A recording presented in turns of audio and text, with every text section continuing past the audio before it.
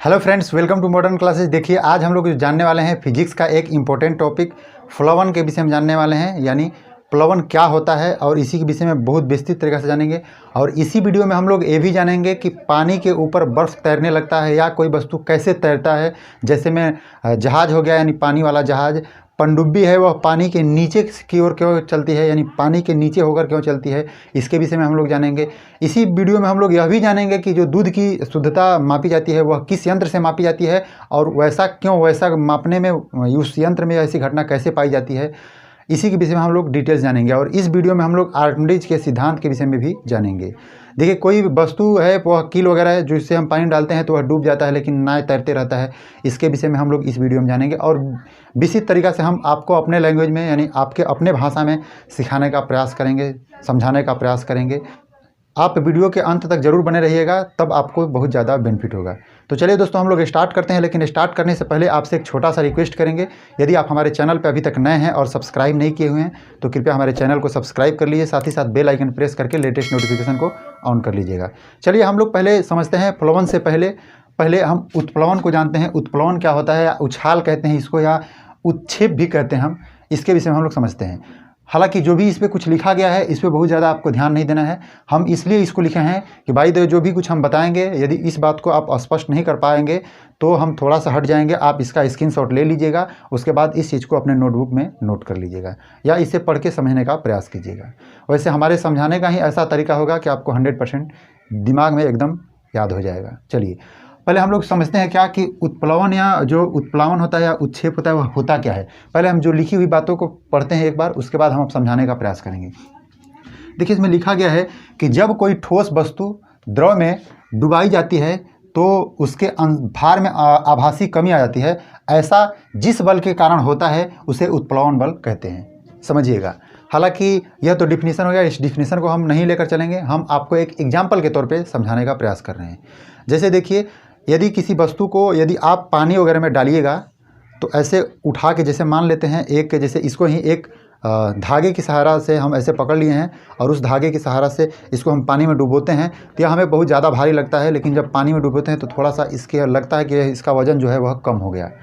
यही जो कमी है वह एक बल के कारण होती है, यानी एक नीचे से पानी के अंदर से एक बल लगता है, उसी बल को हम लोग क्या कहते हैं, उत्प्लवन बल कहते हैं। जैसे यहाँ देखिए, हम यहाँ फिगर से समझाने का प्रयास करेंगे।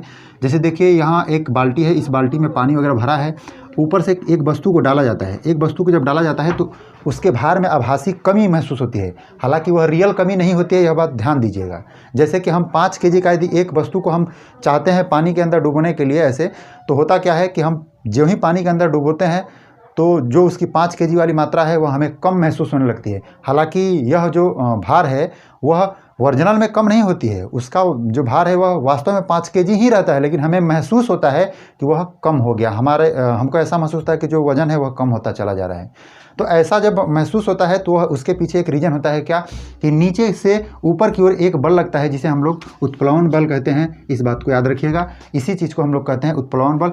जो नीचे की ओर, यानी कि जो भार नीचे दिखाया जा रहा है उसको वस्तु का भार हम लोग बोलेंगे। ये बात तो आप आसानी से समझ पा रहे होंगे, इसमें कुछ समझाने की बात नहीं है। सिर्फ आपको समझाना हमें क्या है कि ऊपर की ओर एक बल लगती है पानी की ओर से, तो उसे हम उत्प्लवन बल कहते हैं। इस बात को ध्यान दीजिएगा। इसके बाद देखिए, यहाँ से इसको हम समझ लेते हैं, तब हमें ज़रूरी है कि इस चीज़ का जो अध्ययन किए थे एक वैज्ञानिक थे जिनका नाम था क्या, आर्किमिडीज। आर्किमिडीज का सिद्धांत, वो अपना एक सिद्धांत दिए थे।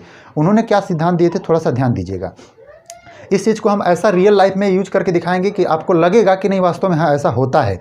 जैसे देखिए, इन्होंने क्या कहे थे कि जब कोई वस्तु को किसी द्रव में अंशतः या पूर्णतः, यानी थोड़ा सा या पूरी तरह से डुबाया जाता है तो उसके भार में एक आभासी कमी होती है। उसके भार में क्या आता है, आभासी कमी आती है। किसके भार में, जो वस्तु होता है उसके भार में आभासी कमी आता है, यही आपको ध्यान देना है। उसके बाद उन्होंने क्या बोला था कि यह आभासी जो कमी होती है वह हटाए गए द्रव के भार के बराबर होती है। जैसे समझिएगा थोड़ा सा बात को। जैसे एक बास्केट, यानी कि कोई बास्केट नहीं कहेंगे, कोई बाकेट वगैरह यानी बाल्टी वगैरह में हम लेंगे। जैसे बाल्टी में एक वस्तु को हम डालें तो जब डालेंगे तो वस्तु हल्का अंदर डूबने की प्रयास करेगा, मतलब अंदर की ओर जाने का प्रयास करेगा। तो जितना डूबेगा, हो सकता है कि वह वस्तु पूरी तरह से डूब जाए, हो सकता है वस्तु पूरी तरह से ना डूबे, थोड़ा सा सिर्फ डूबे, ऐसा भी हो सकता है। तो जब डूबता है तो उस पीरियड में उस जगह का जो पानी होता है वह खाली हो जाता है। तो आर्किमिडीज जी यही बताए थे कि जो पानी खाली होता है उस पानी का भार और जो वस्तु जितना मतलब कि ये वस्तु का भार है, मतलब उसके भार में जो कमी आया है, समझ पा रहे हैं ना, यहाँ से समझिएगा। जैसे कि इसके भार क्या होता है, बराबर होता है, यानी इसके भार में जो कमी आया है वह और पानी के जो उसके द्वारा हटाया गया पानी है, यह दोनों क्या होते हैं, बराबर होते हैं। यही बात सिद्धांत, इसी सिद्धांत को उन्होंने बताया था आर्किमिडीज ने। जैसे इस चीज़ को आप यदि आकलन करना चाहते हैं तो हम आपको बता रहे हैं कैसे कीजिएगा। जैसे मान लीजिए एक आप कोई भी वस्तु लीजिएगा, जैसे कि एक ग्लास लीजिएगा, ग्लास में एक छोटा सा कोई कंकड़ वगैरह जो भी आपको महसूस हो उसे ले लीजिएगा। जैसे कि कंकड़ को हम मान लेते हैं, गेंद ले लीजिए, एक गेंद जिसमें कि कुछ गेंद वगैरह में थोड़ा सा वजनदार गेंद होना चाहिए, ऐसा लीजिएगा। थोड़ा सा भी वजनदार होगा तो अच्छा रहेगा। इसको हम क्या करेंगे, इसे एक रस्सी की सहारा से, एक रस्सी की सहायता से इसमें हम इसको डालने का प्रयास करेंगे, जबकि इसमें पूरा पानी भरा होना चाहिए, इसमें पूरा पानी भरा होना चाहिए। उसके बाद इसको उठा के हम इसमें डालने का प्रयास करेंगे। डालने के प्रयास में थोड़ा सा एक बात हम ध्यान देंगे, क्या कि इसकी मात्रा को पहले हम तौल लेंगे, यानी कि जो गेंद की मात्रा है वह क्या है, कितना भार है, ऐसा हम करेंगे। और इस चीज़ को कैसे तौला जा सकता है, तो आपको बता दें कि एक स्प्रिंग वाला तूला आता है, आप देखे होंगे करके, ऐसे करके इस स्प्रिंग वाले तूले की सहायता से हम इसे तौल देते हैं। तौलने के बाद देखिए, इसको थोड़ा सा हम और अच्छा बनाते हैं, आपको समझ में आएगा। देखिए ऐसा करके होता है स्प्रिंग वाला तूला, जिसमें ऐसे करके ऐसे होता है, इसमें एक नीडल टाइप का होता है, ऐसे करके यह बताता है कि कितनी इसकी भार क्या है, और इसको हम उठा के ऐसे तौलते हैं। इस बात को समझिएगा। इसे हम तौल लेते हैं तो यहाँ से पता चलेगा, जिसे मान लेते हैं कि यह 200 ग्राम का है, चाहे 50 ग्राम का ही मानिए, 50 ग्राम का ही मानिए इसको, यह 50 ग्राम का गेंद है। इसको हम उठा के फिर इसमें डालेंगे, इसको पकड़ के ही डाला जाएगा। इसको उठा के जब डाला जाएगा इसके अंदर, तब क्या होगा कि जब इसके अंदर डालेंगे तो इसकी पानी यानी पूरी तरह से जब भरा रहेगा तो इसमें से पानी कुछ बाहर आने लगेगा। ऐसा होगा, जब पानी बाहर आएगा तो ध्यान दीजिएगा, उसे एक थाली वगैरह में उसे पानी को रोक लीजिएगा, यानी कि उसे पानी को इकट्ठा करना है, ऐसे नहीं कि उसे नीचे गिरने देना है। उसके बाद क्या कीजिएगा कि इसमें जब नीचे कीजिएगा तो यहाँ से देखिएगा कि इसकी भार में कुछ कमी आएगी। जैसे ही बॉल को इसके अंदर लाइएगा तो इसके भार में कुछ कमी आएगी। इसका अर्थ है कि यह जो स्प्रिंग वाला जो तूला है वह ऊपर की ओर उठने लगेगा। इससे कमी क्या मतलब महसूस होगा कि इसके भार में कुछ कमी हो गया। हो सकता है कि यह जो भार है इसमें 10 ग्राम कमी आके सिर्फ आपको इस तूला में 40 ग्राम शो करे, क्या 40 ग्राम शो करे। तो आप इतना समझ लीजिएगा कि भार, इसकी जो आभासी कमी है, यानी जो भार में कमी आया है वह क्या है, 10 ग्राम कमी आया है, समझिएगा। अब देखिएगा कि जो नीचे पानी गिरा हुआ है, यह पानी क्या रहेगा, यह भी 10 ग्राम रहेगा। क्यों? क्योंकि भाई इसमें जो जितना पानी उतना ही पानी निकला गया है, बस इसमें से उतना ही पानी निकाला गया है, यानी निकला है, अपने आप निकला है, जितना कि इसके भार में कमी आई है। इसी बात को इस आर्किमिडीज का सिद्धांत कहा जाता है। हमें आशा है कि यह बात आप अच्छी तरह से समझ चुके होंगे। देखिए, आर्किमिडीज के सिद्धांत जो दिए थे उसको अच्छी तरह से और समझने के लिए हमें घनत्व तो जानना जरूरी है। हालांकि इससे पहले हम आपको घनत्व तो बढ़िया से समझा दिए हैं, लेकिन आज फिर से हम समझाने का प्रयास कर रहे हैं। देखिए, घनत्व तो क्या होता है, द्रव्यमान और आयतन के अनुपात को ही क्या कहते हैं, घनत्व कहते हैं। इसका अर्थ समझिएगा थोड़ा सा। आयतन का अर्थ होता है जगह। देखिए, इस आयतन का अर्थ हमें समझना जरूरी है और द्रव्यमान का भी अर्थ हमें समझना जरूरी है। आयतन का अर्थ क्या होता है, छेकी गई जगह, यानी किसी वस्तु द्वारा छेकी गई जगह कितना है, इसी को हम बोलते हैं आयतन। सपोज दैट यदि हम कहते हैं, जैसे एक बाल्टी है यहाँ, इस बाल्टी की आयतन हम कह सकते हैं कि इसमें जितनी भी वस्तुओं को हम अटवा सकते हैं, यानी इसमें डाल सकते हैं, वही हमारी क्या है, इसमें हम कह सकते हैं जितना वस्तु आ सकता है, इसी को हम कहते हैं, इसकी जगह को ही क्या कहते हैं, आयतन कहते हैं। यही बात आपको ध्यान रखना होगा। द्रव्यमान क्या है, तो द्रव्यमान मतलब तो आप इस तरह से समझते हैं, द्रव्यमान मतलब एक ओरिजिनल उसकी मात्रा होती है, एक कांस्टेंट वैल्यू है द्रव्यमान, आपको पता होना चाहिए। तो आयतन क्या है, जैसे कि अब घनत्व के विषय में यदि समझना चाहें हम, तो आयतन और द्रव्यमान के अनुपात से हम समझ सकते हैं। जैसे थोड़ा सा समझिएगा, जैसे कि एक कोई भी छोटे छोटे अणु हैं और इस अणुओं को एक इतने बड़े, जैसे देखिए अभी जो बाहर वाला परत दिख रहे हैं आपको, इस बर्तन में हम इसको रखे हुए हैं। अब इसी अणु को, यानी इस जो 6 अणु है, इसी 6 अणु को हम एक छोटे बर्तन यानी इसमें रख दे रहे हैं, समझिएगा। अब आपसे पूछा जाएगा कि घनत्व तो किसका अधिक होगा, तो आप क्या जवाब दीजिएगा। देखिए, समझने का प्रयास कीजिए। इसमें 6 अणु है और इसमें भी 6 अणु है, लेकिन इसके लिए जो जगह है वह ज़्यादा मात्रा में है और इसके लिए जो जगह है वह कम मात्रा में है। तो यहाँ से यह पता चलता है कि यह सघन है और एक क्या है, थोड़ा सा दूर दूर है। यानी एक बहुत तेज़ी से अपने आप को एक कष्ट में महसूस करके इसको रखे हुए हैं, लेकिन ये लोग एकदम दूर दूर है, आराम से है। तो समझिएगा, जो बहुत कष्ट में है उसकी जो घनत्व होगी वह अधिक होगी। ऐसा कैसे होता है, ध्यान से देखिएगा। घनत्व क्या होता है, इस आयतन का उल्टा होता है, यानी आयतन जब ज़्यादा होगा, आयतन क्या होगा, जब ज़्यादा होगा तो घनत्व तो क्या होगा, कम होगा। इसका अर्थ यह होता है कि आयतन यानी जो जगह बहुत ज़्यादा होगा तो घनत्व तो क्या होगा, कम होगा। आयतन जब कम होगा तब घनत्व तो क्या होगा, ज़्यादा होगा। यही बात आपको ध्यान रखना है कि कभी भी किसी वस्तु को एकदम नज़दीक में एकदम जबरी उसको घुसा के रखा जाता है। जबरी मतलब कि एक ज़बरदस्ती के तरीक़ा से, यानी एक कॉम्प्लिकेटेड स्थिति में रखा जाता है, तब उसे हम कहते हैं कि उसका घनत्व तो क्या होगा, अधिक होगा। यदि वह ढीली अवस्था में रखी जाती है तो उसे हम कहते हैं कि उसका घनत्व होगा, वह क्या होगा, कम होगा। समझिएगा इस बात को। और इसी बात को समझ के हम काम करते हैं, थोड़ा आर्किमिडीज के सिद्धांत को समझने का प्रयास करते हैं। जैसे मान लीजिए एक नदी है, या इसी को समझ लेते हैं, एक गिलास है और इसी गिलास में हमें क्या करना है, कोई वस्तु को रखना है, इसमें डालना है, कोई वस्तु को डालना है। तो समझिएगा थोड़ा सा, जैसे कि यदि द्रव्यमान की बात कही जाए तो द्रव्यमान क्या है आपका, एक प्रकार का भार ही है जिसमें कि एक गुरुत्वीय त्वरण लगा होता है। द्रव्यमान क्या है आपको पता होना चाहिए, भार क्या होता है, F बराबर होता है mg होता है, यानी यह गुरुत्वीय त्वरण है जिसका मान 9.8 होता है। हालांकि इस चीज़ के विषय में हम पहले से बात कर चुके हैं, यह आपका द्रव्यमान है, यह जो कि कांस्टेंट वैल्यू है। तो हम कहना चाह रहे हैं कि इस ग्लास में कोई वस्तु को हम डाल रहे हैं, जैसे मान लीजिए कि हम 1 कील को डाल रहे हैं, 1 कील को डाल रहे हैं, याद रखिएगा यहाँ से थोड़ा सा, जैसे 1 कील को डाला जा रहा है तो 1 कील को डालने पर यह होता है क्या है, डूब जाता है कील। ऐसा क्यों होता है, ऐसा इसलिए होता है, थोड़ा समझिएगा, ऐसा इसलिए होता है कि जितनी जगह में इनके अणु होते हैं, जितने जगह में इतने इनके अणु होते हैं, बल्कि इस पानी के उतने जगह में अणु नहीं होते हैं। यानी कहने का अर्थ यहाँ ये है कि यदि मान लेते हैं कि इस जो कील है, इस कील में मान लेते हैं 10 अणु है, 10 अणु है, तो 10 अणु के लिए इतना जगह छेका गया है, और इतना ही जगह में, समझिएगा, इतना ही जगह में इस पानी वाले जो पानी का अणु होता है सिर्फ 5 अणु है। क्या है, 5 अणु है। तो 5 अणु है, तो ये बताइए हमें कि 10 अणु का द्रव्यमान अधिक होगा, और यहाँ से तो सिर्फ 5 ही अणु है इतना जगह में, यानी कील इतना जगह यह भी लिया है, और इतना जगह में कितना अणु है, सिर्फ 5 ही अणु है। तो अब बताइए किसकी भार अधिक होगी, तो भार तो सिर्फ इसकी अधिक होगी, क्योंकि इसमें तो 10 अणु है और इतना जगह में यहाँ कम अणु है। तो यहाँ से हम कह सकते हैं कि इसकी घनत्व, यानी कि घनत्व ज़्यादा है और इसकी घनत्व कम है। समझिएगा थोड़ा सा, इसका घनत्व क्या है, कम है, और इसकी घनत्व ज़्यादा है। तो जिस वस्तु की घनत्व ज़्यादा रहती है वह इस द्रव्य अवस्था के परिप्रेक्ष्य में कहेंगे, यानी कि जो यहाँ जल है, इस जल के परिप्रेक्ष्य में हम कह रहे हैं कि यदि इतना ही जगह में 10 अणु है और इतना ही जगह में यहाँ 5 अणु है, तो इसका अर्थ यह हुआ कि इनके जो अणु है एकदम कॉम्प्लिकेटेड स्थिति में है, यानी इस स्थिति में है, तो इसका घनत्व अधिक है। जब इसका घनत्व अधिक होता है तो उस पीरियड में जो वस्तु होती है वह क्या होती है, डूब जाती है। तो चलिए दोस्तों, अब हम लोग जानेंगे प्लवन के विषय में, प्लवन क्या होता है। अब थोड़ा सा समझिएगा, यहाँ छोटी सी बातों को सिर्फ समझना है, यह सिर्फ थिंकिंग से रिलेटेड है, बहुत ज़्यादा इसमें टफ वगैरह कुछ नहीं है। ध्यान दीजिएगा, इसमें हम जो लिखे हैं उस ऊपर में लिखे हैं कि वस्तु का भार को हम यदि W समझ रहे हैं, क्या समझ रहे हैं, W समझ रहे हैं, और द्रव का उत्प्लवन बल W1 है, यानी जो वस्तु का भार है वह किधर जाएगा, जैसे इसकी भार है वह नीचे की ओर जाएगी, क्योंकि गुरुत्वीय त्वरण के कारण द्रव्य भार जो होता है कहाँ जाता है, नीचे की ओर बढ़ता है।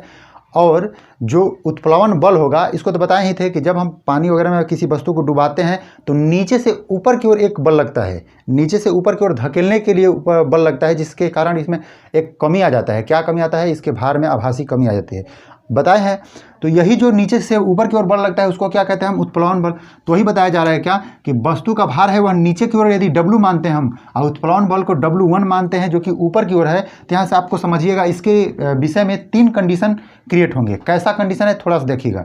यदि W बड़ा हो W1 से, जैसे कहने का अर्थ यह है कि W1 से बड़ा होगा, तो इसका अर्थ है कि जो उत्प्लवन बल है तो W1 है, यानी जो भार है वह ज़्यादा मात्रा में होगी, किससे, उत्प्लवन बल से। जब ज़्यादा मात्रा में होगी तब उस पीरियड में वस्तु क्या होगा, द्रव्य के तली में जाकर बैठ जाएगा, क्या करेगा, डूब जाएगा, यानी पूरी तरह से वह डूब जाएगा। इस बात को ध्यान दीजिएगा, पूरी तरह से डूब के वह तली में जाके बैठ जाएगा।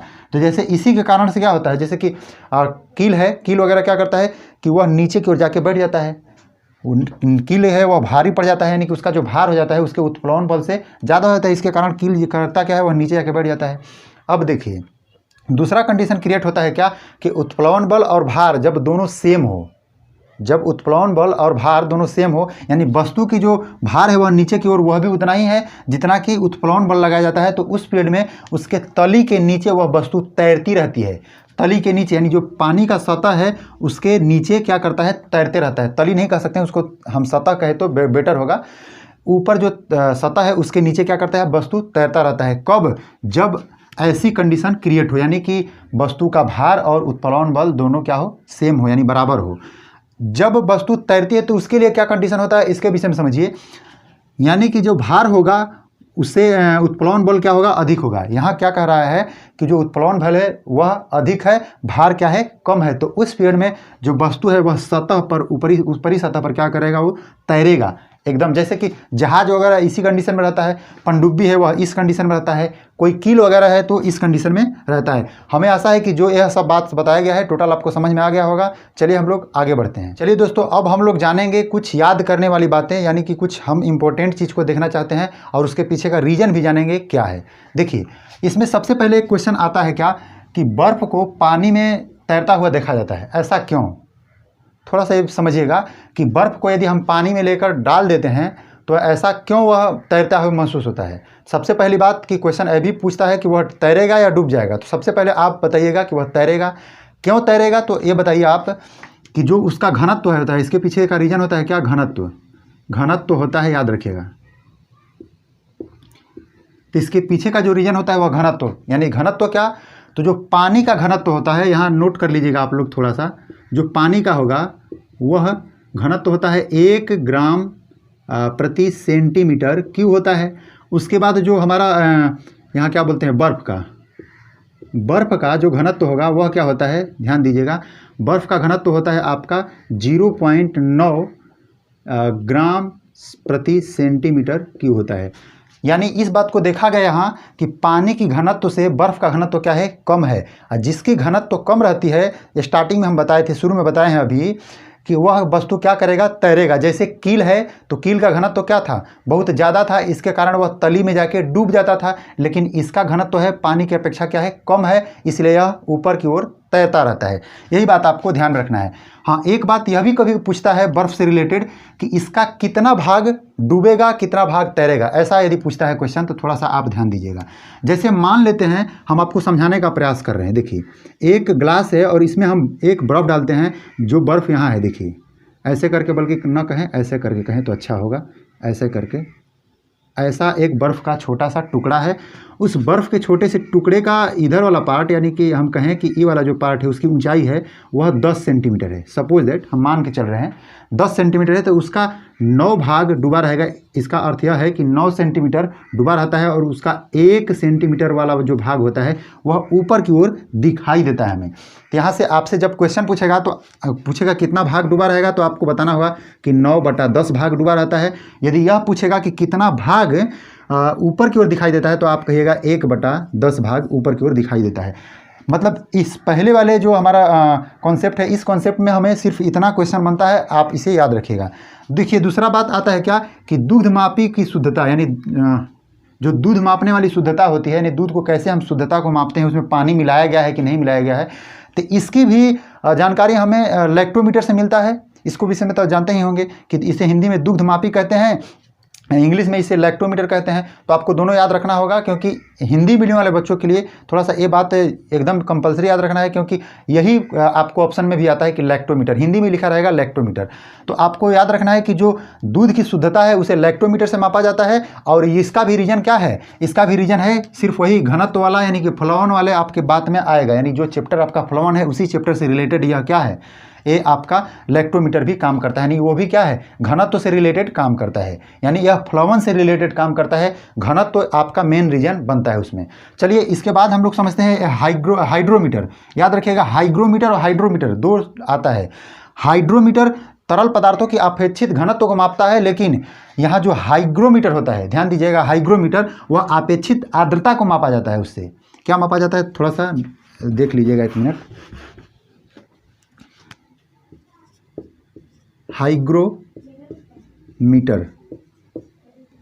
हाइग्रोमीटर जो होता है इसे अपेक्षित आर्द्रता को मापा जाता है। अपेक्षित आर्द्रता को मापा जाता है, याद रखिएगा।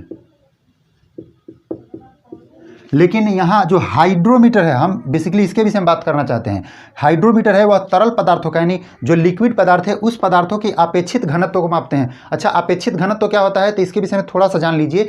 किसी के अपेक्षा उसकी घनत्व क्या है, जैसे हम कहें कि बर्फ़ की अपेक्षा पानी की घनत्व क्या है, पानी की अपेक्षा बर्फ़ की घनत्व क्या है, यानी एक प्रकार से हम कहें कि जो अपेक्षित घनत्व है इसकी कोई राशि वगैरह नहीं होती है, ये भी बात ध्यान दीजिएगा, इसकी कोई मात्रक वगैरह नहीं होती है, इस बात को आपको याद रखना होगा। अब देखिए जो हाइग्रोमीटर है यह भी एक इसी सिद्धांत पर काम करता है, यानी फ्लोवन के सिद्धांत पर ही यह काम करता है। यानी क्वेश्चन यहाँ से देखिए आर्किमिडीज का जो सिद्धांत है या और फ्लोवन जो हमारा नियम है, यानी प्लवन जो नियम है, इस प्लवन के नियम का यूज कैसे है, हमारे दैनिक जीवन में क्या यूज है, थोड़ा समझिएगा। हालांकि इस बात को हम पहले भी बता चुके हैं, लेकिन लास्ट में यहाँ से क्वेश्चन वगैरह पूछा जाता है तो उसे देखिए कैसे हम समझना है हमें। जैसे कि पूछा जाता है क्या कि जहाज जो है वह पानी में नहीं डूब पाता है, जो कि वो भी लोहे का बना हुआ है, लेकिन जो कील है वह पानी में डूब जाता है, इसके पीछे रीज़न क्या होता है। तो देखिए इसके पीछे रीज़न यही है कि जब लोहे की जहाज़ की जो बनावट होती है उसकी एक विशेष बनावट होती है, और उस बनावट के कारण जब पानी के तली पर जहाज़ को उतारा जाता है तो उसके थ्रू जो नीचे की ओर भार लगाया जाता है उससे उत्प्लवन बल जो यानी कि नीचे से ऊपर की ओर जो उत्प्लवन बल लगाया जाता है वह ज़्यादा मात्रा में होता है, जिसके कारण जो जहाज़ है वह डूब नहीं पाता है। जस्ट इसके विपरीत हमारे कील के साथ होता है कि कील है उसकी जो बनावट है उस बनावट में वह डूबने लगता है, क्योंकि जो उसकी भार है उसके उत्प्लवन बल से क्या होता है, अधिक हो जाता है। तो भार जब उत्प्लवन बल से अधिक हो जाता है तो कील क्या हो जाता है, डूब जाता है। हालांकि इसके विषय में हम जो फ्लोवन के विषय में बता रहे थे 3 अवस्थाएं होती हैं तो उससे रिलेटेड ही है। तो इसमें आपसे यदि पूछा जाता है तो यह काम आप कह सकते हैं, यानी कि जहाज कैसे तैरता है तो इस किस सिद्धांत पर तैरता है, तो आप कह सकते हैं कि आर्किमिडीज के सिद्धांत पर तैरता है।